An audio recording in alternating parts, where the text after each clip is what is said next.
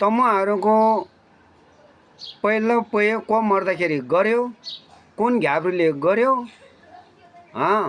तुम्हाला पहिला हाव सिधी पहिलो दि खाऊ लोरीलाई कुन ठाउँमा भयो? तो लोर ताई, तो नासर ताई भन्ने कुरा जानुपर्ने हुन्छ। तर मलाई लाग्छ यो प्रायले थाहा छैन।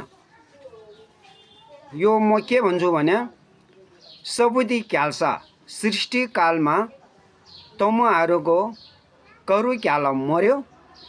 करु क्यालाको पय गर्ने ठाउँको नाम नलमयुला, टु घ्याब्रीको नाम नरपय अथवा ठुलोरी पनि भन्छ। त्यस्तै अब यो नाम पुकार्नेको विषयमा कोहीले के नामबाट पनि भन्छ, कोहीले के नाम पनि बाट पनि भन्छ। र त्यसकारण त्यो बखतमा आजकल जो आला भन्छ, ला भन्छ, आर्गुङ भन्छ, पय भन्छ, खास गरी आर्गुङ पनि भन्ने होइन, पय हो। आला पनि भन्ने होइन, ला हो।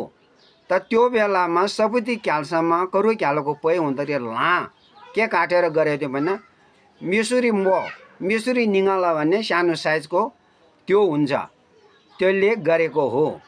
त्यसै बसाइ सरिने क्रममा ठाउँ अनुसार त्यो लाको सामान पनि कहीँ बाँस, कहीँ ठुलो निगालो त्यसले गरेको देखिन्छ।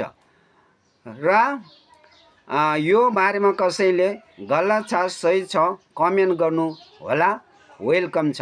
धन्यवाद।